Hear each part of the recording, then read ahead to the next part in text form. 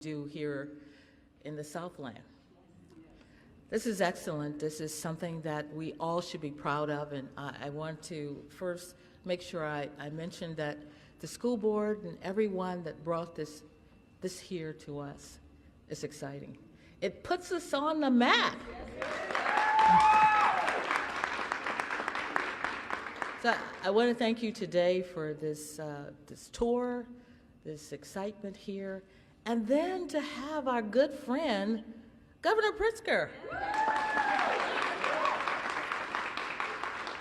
Governor Pritzker is not only a friend to the Southland, he is my special friend, and I'm always glad to see him in the building. He said when he first got elected that he would not forget the Southland, and he has not. He has come out here several times. We've ridden down Lincoln Highway. We've eaten over at Hidden Manor. He's a good guy, and he believes in this community, and I believe in him. So without further ado, I am going to introduce, and I think he's going to say a few words, the best governor in the state of Illinois, not only the state of Illinois, the best governor in the U.S., none other than our governor, Governor J.B. Pritzker.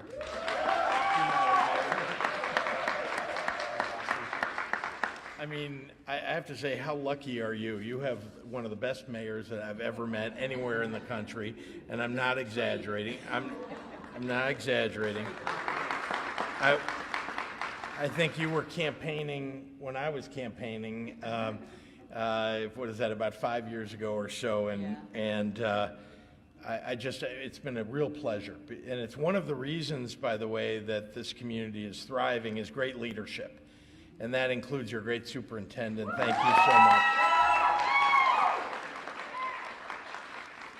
And you know, people want to build a business and live in a community where the schools are really good. And you can tell, even if you didn't see any of the equipment and the beautiful building here, you can see how great this community is by talking to these children. I mean, 6th graders, 4th graders, 2nd graders. Boy, are they smart. And I have to say, and they're learning things that I didn't learn. I don't think I learned them ever, maybe. I don't know. I never heard of a hex bug before, but I just saw one. And, you know, learning how to build a habitat for the moon.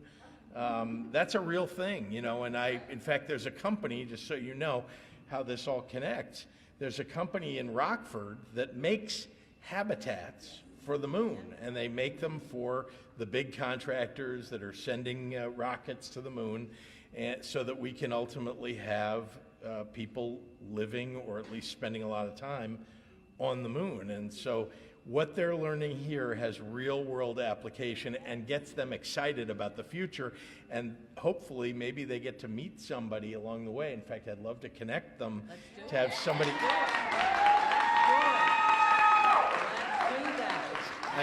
I mean, some of these 6th graders might get offered jobs, right? You know, I'm telling you, they're pretty smart. So it's really great to be here with our state superintendent, Tony Sanders, who's doing just a tremendous job.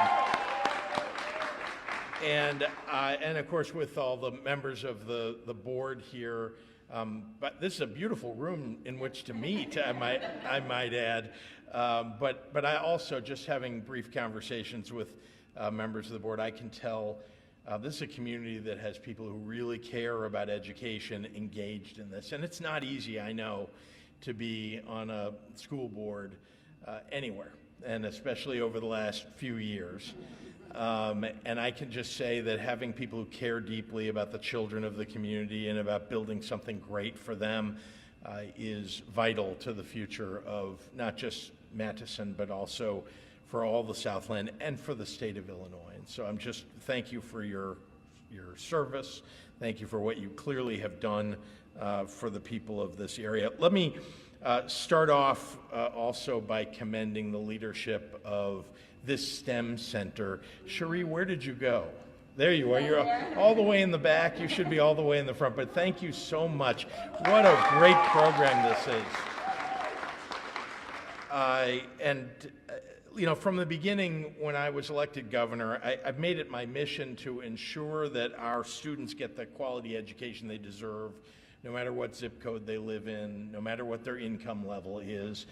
We need fairness and equity in our education system, and also we needed to, frankly, invest in it, because it had been disinvested in for far too long.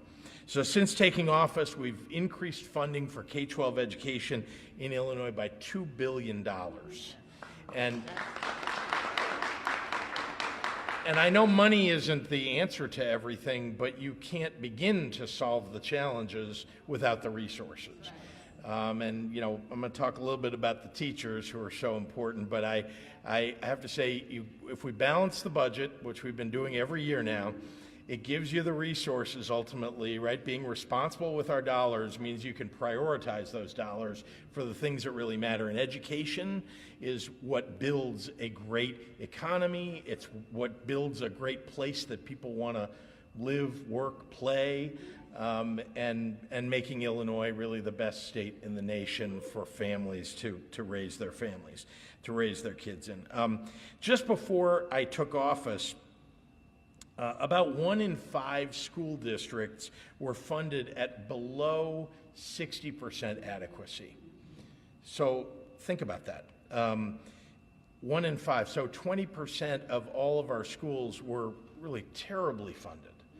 There was an evidence-based funding model that got put in place before I became governor, but you've got to fund it to make it work. And so we've done that. And today, for the first time in Illinois history, not one of the 168 districts that had fallen into that category, not one of those districts is any longer funded at that low level. And good schools are good because they have great teachers. And that's why we've created new scholarships for future teachers, and we've provided additional funding for districts to fill vacancies. And so that the teachers that are here don't feel alone in this challenge, or the board doesn't feel alone, we have a labor shortage happening everywhere in the country and everywhere in Illinois. And so in every industry, it doesn't matter, and everybody feels like they're by themselves, that they're the only ones that are experiencing this. But I can tell you, you talk to firefighters, you talk to people who are in manufacturing, really every industry, and I was just with the restaurant owners yesterday.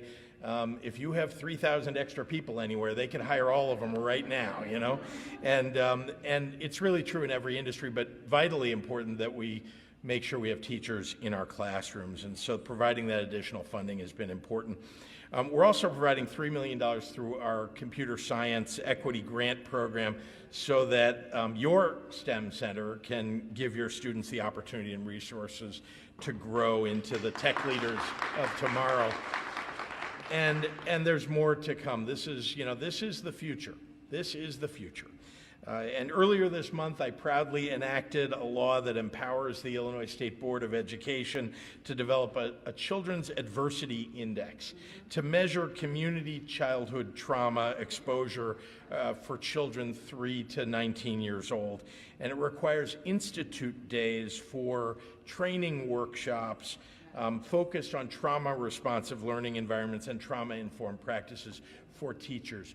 Teachers want to always get better at what they need to do, and teachers know better than almost anybody how much trauma many kids have experienced and can help them get through it.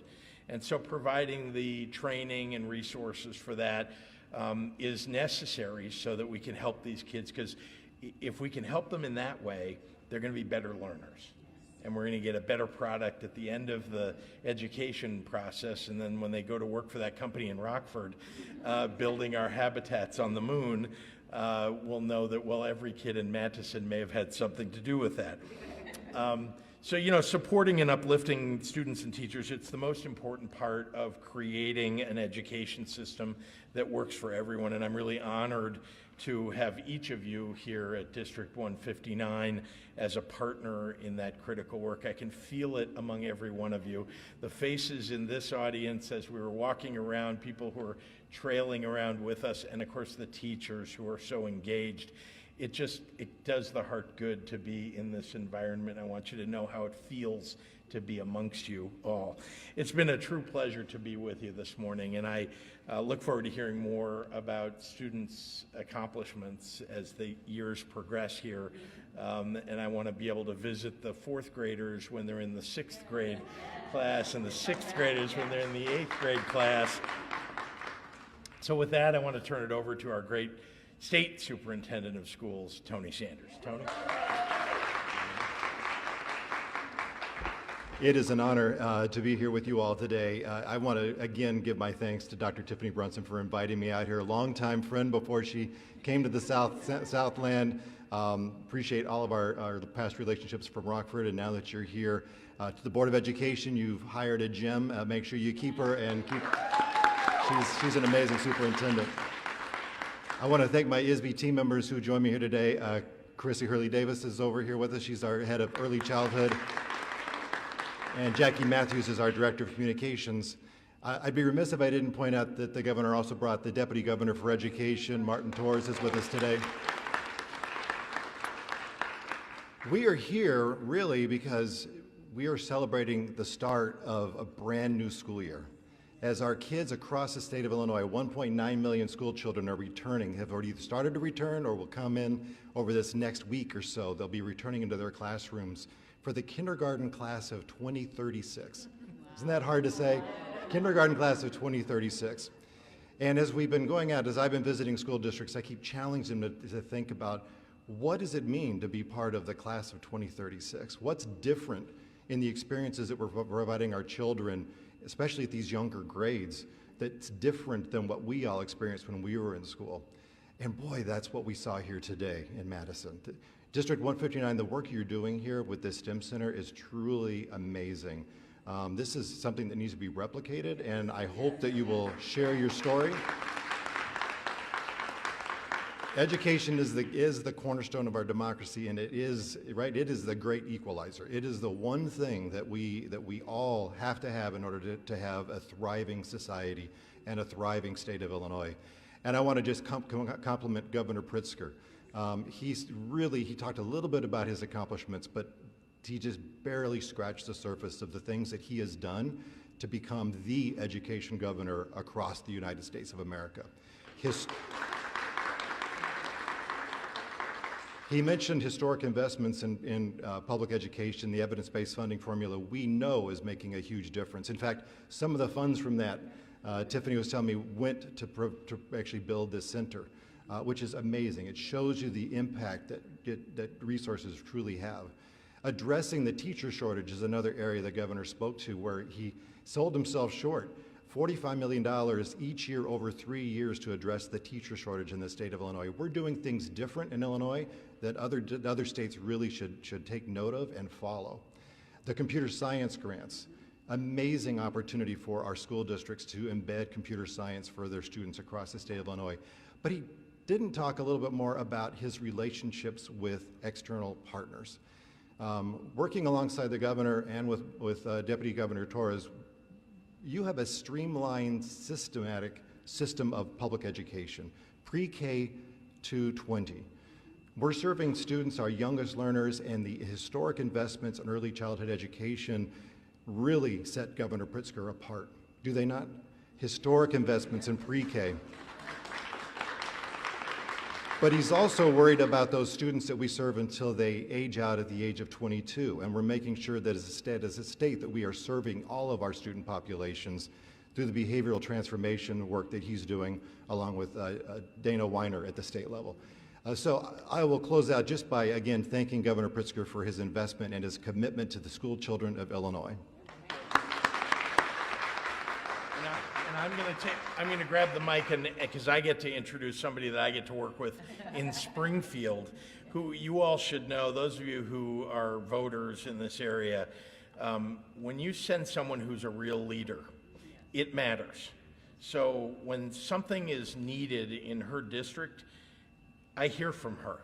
That's what you want. Somebody that is knocking on my door and saying, we need this. And she does that all the time, and I appreciate that, because otherwise, how would we know? How would we know? So, ladies and gentlemen, Debbie Myers-Martin.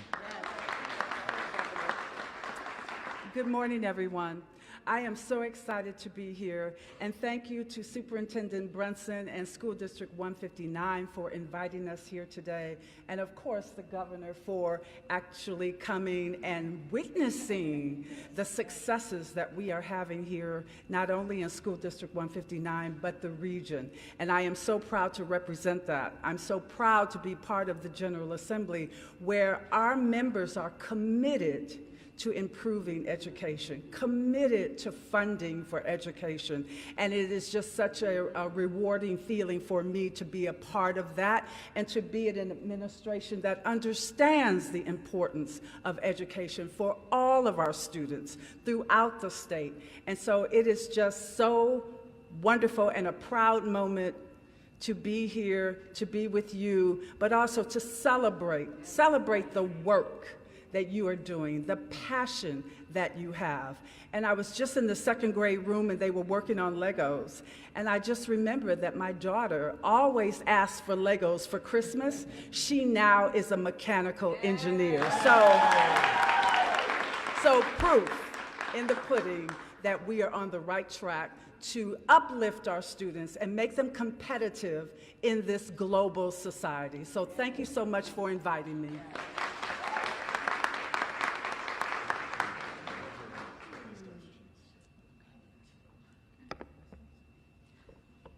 All right, so I get to close out after all of that. And simply put, I'm so proud of the work that we're doing and so proud of the work that we will continue to do. We have only begun. My team always knows, I say, that we will always try to make the impossible possible and the invisible visible, because that is what education means to all of our students. And one more time, I'd like to thank every single person for coming and all of the people behind the scenes that made this look effortless. I would be remiss in not thanking you all for every single detail and making sure that we welcomed all of our esteemed guests and thanking them for just keep watching. As we say, what do? We thrive in 159.